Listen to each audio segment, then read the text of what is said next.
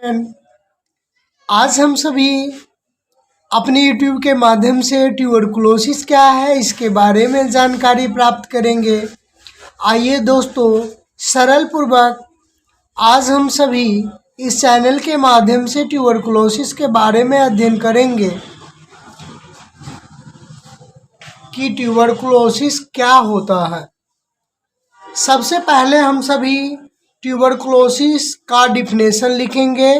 सबसे पहले हम लोग डिफिनेशन लिखेंगे। डिफिनेशन में हम सभी यह जीवाणु से उत्पन्न होने वाला संक्रामक रोग है। यह जीवाणु से उत्पन्न होने वाला संक्रामक रोग है। यह जीवाणु से उत्पन्न होने वाला संक्रामक रोग है। यह मुख्य रूप से फेफड़े को प्रभावित करता है। यह जो हमारा फेफड़ा है उसको यह मुख्य रूप से प्रभावित करता है। यह एक व्यक्ति से दूसरे व्यक्ति में फैलता है, यानी यह जो रोग है वह एक व्यक्ति से दूसरे व्यक्ति में फैलता है। अब ट्यूबरकुलोसिस का दूसरा थीम हमको लिखना पड़ेगा। आइए, दूसरे थीम का नाम है causative organism. Causative organism tuberculosis का माइकोबैक्टीरियम ट्यूबरकुलोसिस है। फिर हम लोग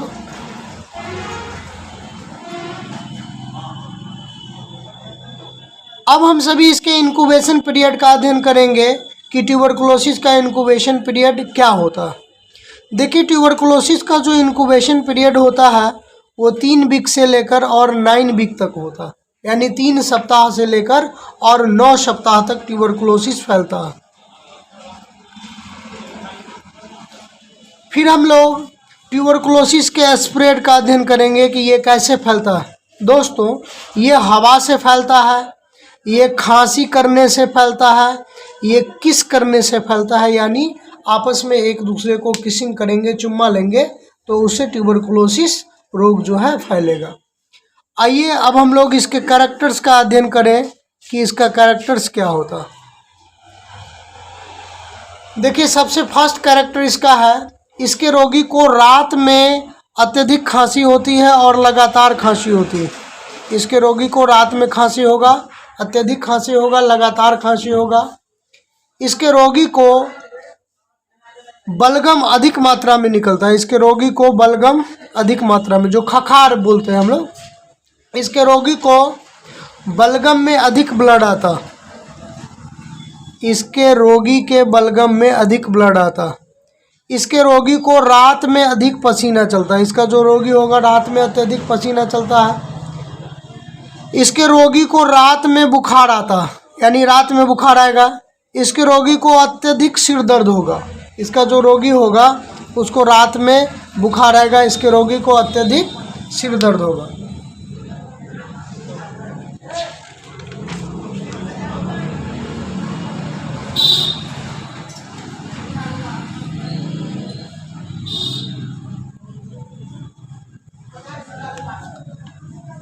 नेक्स्ट है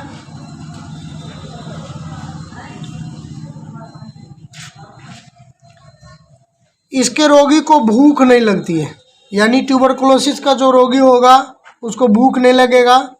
भूख नहीं लगेगा जिसके कारण ये अत्यधिक कमज़ोर हो जाता है। इसको अत्यधिक कमज़ोरी होती है। इसके रोगी को खांसते खांसते कलेजे में दर्द रहता, बहुत ज़्यादा दर्द होता है। इसके रोगी को रात में बेचैनी महसूस होती है, यानी इसका जो रोगी होगा रात में अत्यधिक बेचैन होगा। अब हम लोग इसके प्रिवेंशन एंड कंट्रोल को रीड करेंगे कि इसका प्रिवेंशन और कंट्रोल क्या होता है, कैसे हम इसका बचाव और कैसे नियंत्रण कर सकते हैं। जब लगातार खांसी हो तो तुरंत डॉक्टर से मिलना चाहिए, अवश्य डॉक्टर से मिलना चाहिए। जब बलगम में ब्लड आए तो तुरंत डॉक्टर से मिलकर इंजेक्शन या दवाई लेना चाहिए। जब रात में अत्यधिक बुखार हो तो एंटीपायरेटिक दवाई लेना चाहिए। जब रात में अत्यधिक बुखार हो, बहुत ज़्यादा मात्रा में बुखार हो, तो तुरंत एंटीपायरेटिक दवाई जैसे पैरासीटामोल हो गया, डोलो हो गया, इन सब दवाई का प्रयोग करना चाहिए। जब अत्यधिक सिर दर्द हो तो एंटी एनाल्जेसिक दवाई का प्रयोग करना चाहिए। रोगी को अलग कमरे में रखना चाहिए। रोगी को अलग कमरे में रखना चाहिए। अत्यधिक खांसी होने पर मुंह को रुमाल से ढककर रखना चाहिए। अत्यधिक खांसी होने पर मुंह को रुमाल से ढककर रखना चाहिए। नेक्स्ट पॉइंट है कि इसके रोगी को एंटी ट्यूबरकुलर ड्रग का प्रयोग करना चाहिए, जैसे आइसोनियाजाइड, जैसे इथाम्ब्यूटॉल,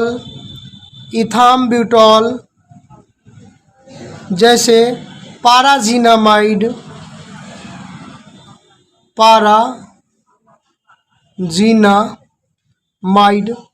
अब हम लोग बात करेंगे कि ट्यूबरकुलोसिस के मरीज को टेस्ट क्या क्या किया जाता है। टेस्ट फॉर ट्यूबरकुलोसिस मरीज, देखिए सबसे पहला टेस्ट है चेस्ट एक्सरे। ट्यूबरकुलोसिस के मरीज को सबसे पहले चेस्ट एक्सरे किया जाता है। चेस्ट एक्सरे के बाद दूसरा टेस्ट ESR किया जाता है, तीसरा टेस्ट TC किया जाता है, चौथा टेस्ट DC किया जाता है, पांचवा टेस्ट CBC किया जाता है, छठा टेस्ट MT टेस्ट होता है। जो छठा MT टेस्ट है, MT टेस्ट में ये जो आप मेरा हाथ देख रहे हो, इस हाथ पे ये जो हाथ देख रहे हो, इस हाथ पे यहाँ पे इंजेक्ट किया जाता है, यहाँ पे सुई दिया जाता है और सुई देने के बाद उसे घेर दिया जाता है। जैसे आप देखो कि यहाँ पर उसे घेर दिया गया है, यहाँ पे घेर दिया गया है, घेरे का निशान आपको दिखाई पड़ रहा है और इस बीच में आप देखो यहाँ पे इंजेक्शन पड़ा। अब इसे 24 घंटा इस पे पानी नहीं पड़ना चाहिए, इस पे तेल नहीं पड़ना चाहिए और 24 घंटे में अगर यहाँ पे किसी प्रकार की खुजली होती है या यहाँ का स्किन में किसी प्रकार का परिवर्तन होता है तो इसका मतलब कि इस व्यक्ति को ट्यूबरकुलोसिस नाम की बीमारी है। और तब हम लोग इस पेशेंट के लिए एंटी ट्यूबरकुलोसिस ड्रग का प्रयोग करते हैं, यानी तब हम लोग इसको क्या देंगे, एंटी ट्यूबरकुलोसिस ड्रग, यानी जैसे आइसोनियाजाइड, इथाम्ब्यूटॉल, पाराजीनामाइड इत्यादि का उपयोग करेंगे और साथ में तब इसे एंटीबायोटिक दवाई का प्रयोग किया जाता है। दोस्तों, अगर मेरे चैनल पे आप नए हैं तो मेरे चैनल को सब्सक्राइब कर लीजिए, चूँकि मेरा रोज़ एक डिजीज का वीडियो डाला जाता है जो आपके एग्जामिनेशन पॉइंट्स ऑफ व्यू से बहुत ही महत्वपूर्ण है।